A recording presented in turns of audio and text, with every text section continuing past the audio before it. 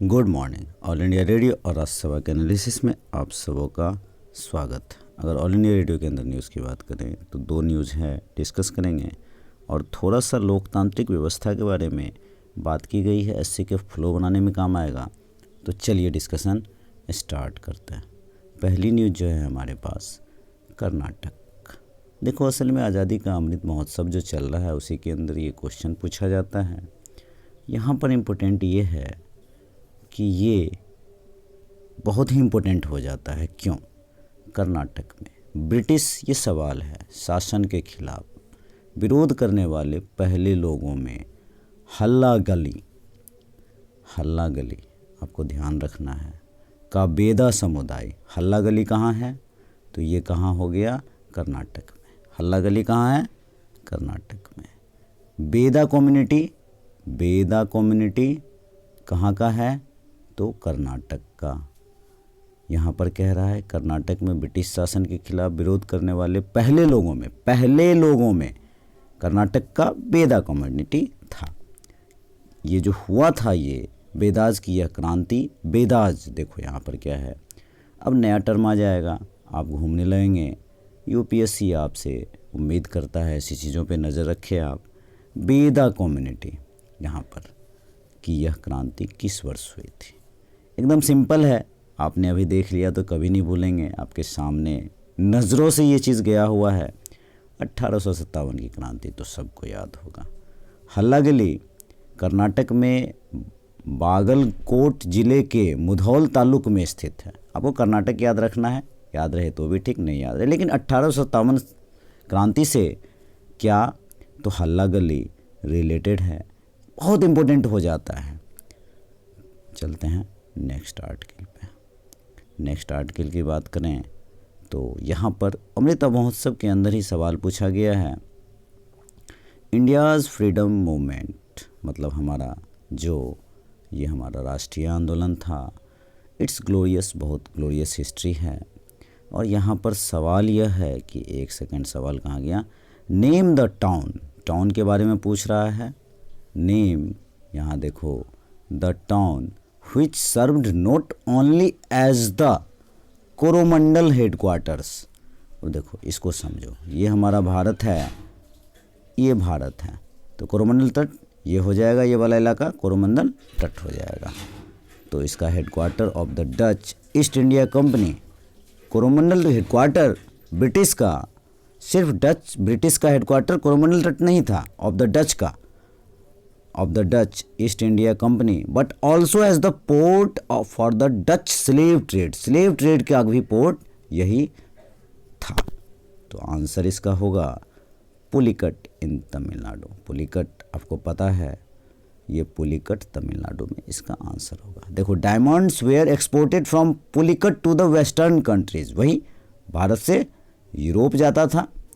Nutmeg, ये आप गरम मसाला वगैरह जो यूज़ करते हो ना, तो उसके अंदर जायद फल होता है, इतना बड़ा सा, उसको बोलते हैं क्लोव्स, लौंग को बोलते हैं। ये आपको पता होगा, क्लोव्स लौंग को बोलते हैं। मैस भी एक प्रकार का काला टाइप का होता है, ये भी मतलब स्पाइसेस आप समझ लो, आप स्पाइसेस आपको ध्यान रखना है। तो देखो यहाँ पे डायमंड्स, जो ध्यान रखना, डायमंड्स की भी बात करता था। और यहाँ पर एक और बात ध्यान रखने वाली है कि Europe people from Bengal and from settlements such as Tangapattanam and Karaikal were brought to Pulicat, ये भी ध्यान रखना। और कुछ है क्या? शिपिंग स्लेव्स, डच जो है, ये Dutch employs brokers at Madras for catching and shipping slaves, famines, droughts, war that resulted in food shortage led the flourishing of the slave trade बहुत ज़्यादा किया करते थे, वही दास प्रथा जिसको हम लोग बोलते हैं। और कुछ है कि नहीं? चलते हैं नेक्स्ट आर्टिकल पे। देखो, लोकतंत्र की बात की गई है, भव्य, विशाल, अद्वितीय किस तरह से है? हमारे गांधी जी, गोखले साहब होंगे मेरे हिसाब से, पटेल, सुभाष चंद्र बोस। अब देखो, थोड़ा सा गांव के बारे में समझने की कोशिश करते हैं। पूरे विश्व में 193 देश है, फ्लो आप बना सकते हो ऐसे राइटिंग का, जिसमें लगभग 110, पूरे विश्व में 193 देश है, जिसमें 110 देश जो है सो लगभग लोकतांत्रिक व्यवस्था का पालन करता है। भारत का स्थान इन सब में सर्वोपरि है, इनमें से सर्वोपरि है। लोकतांत्रिक व्यवस्था भव्य और विशाल है। अंदाज़ा इस बात से लगाया जा सकता है कि हमारे भारत में लोकसभा और राज्यसभा को मिलाकर 800 सांसदों के आसपास है और विधायकों की संख्या 4500 के आसपास है। अब देखो, इस तरह से आपने फ्लो बनाया, कितना बढ़िया शब्द है। लगभग 3 लाख गांव ग्राम पंचायत है, 3 लाख ग्राम पंचायत हैं जिसके लिए चुनाव की व्यवस्था की गई है। वोटर हमारे यहाँ लगभग 51 करोड़ से भी ज़्यादा है, 51 नहीं 91 करोड़ से भी ज़्यादा है। लोकतंत्र की जब भी बात होती है तो 13वीं शताब्दी का मैग्ना कार्टा के लोग लोकतंत्र की बुनियाद को मानते हैं। 13वीं सेंचुरी के, आपको याद होगा, आपने पढ़ा होगा पॉलिटी में भी और हिस्ट्री में भी। लेकिन मैग्ना कार्टा से भी बहुत पहले 10वीं शताब्दी में इसका प्रयास चेन्नई में उथिराम करके गांव है चेन्नई में, वहाँ पर कुछ पत्थरों पर उगरे हुए दिखते हैं कि 10वीं शताब्दी में भी भारत में लोकतांत्रिक व्यवस्था का विकास हुआ था, ग्राम पंचायत में देखने को मिलता है। 10वीं शताब्दी में चोल साम्राज्य के वक्त पत्थरों पर तमिल में लिखी हुई हैं पंचायत के बारे में, पंचायत व्यवस्था के बारे में वर्णन किया गया है। यानी भारत में डेमोक्रेसी की व्यवस्था 1000 साल पुरानी है। देखो, उसी बात को मैंने एक नए ढंग से प्रस्तुत कर दिया। आज ग्राम पंचायत 3.25 लाख है। आज ग्राम पंचायत 3.25 लाख है। 3.25 लाख मतलब 3 लाख से थोड़ा सा कम। ग्राम पंचायत 6.5 लाख के आसपास गांव है। ग्राम पंचायत कठिन से कठिन फैसले ले रही है, जिनको जैसी ज़रूरत होती है उस तरह से वो फैसला लेते हैं। जो सभा बैठती है, ये सभा फैसला लेती है कि हमारे गांव में नाली नहीं है, हमारे गांव में पानी नहीं है, हमारे गांव में ये सुविधा होना चाहिए। अब देखो, साथ में गांव को मुख्य धारा में भी जोड़ती है, दुनिया को दिशा दिखाने में महत्वपूर्ण भूमिका अदा करती है हमारी भारत की लोकतांत्रिक व्यवस्था। हमारा लोकतांत्रिक ढांचा बहुत बड़ा है।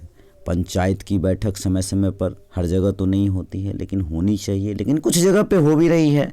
जैसे कुछ उद्योग धंधे भी पंचायत के मुखिया के माध्यम से होता है।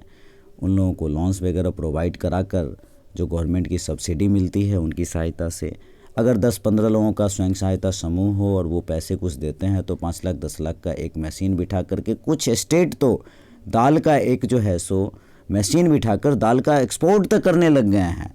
ये गांव से संभव हो पाया है। डिजिटाइजेशन की ओर बढ़ना होगा, चाहे पशु को किस तरह से आगे बढ़ाकर गांव से, जैसे आपका जो गुजरात मॉडल है अमूल का, जो एक जगह इकट्ठा होता है सारा दूध और पूरे भारत मतलब वहाँ पर एक फैक्ट्री में पहुँचता है और वहाँ से उसका जो है सो मैन्युफैक्चर होके बहुत सारा चीज़ हो बन के यहाँ से दूसरे स्टेट में भी भेजा जाता है। तो इस तरह से ग्राम पंचायत भारत को आगे बढ़ाने में एक अलग तरह की भूमिका निभा सकती हैं।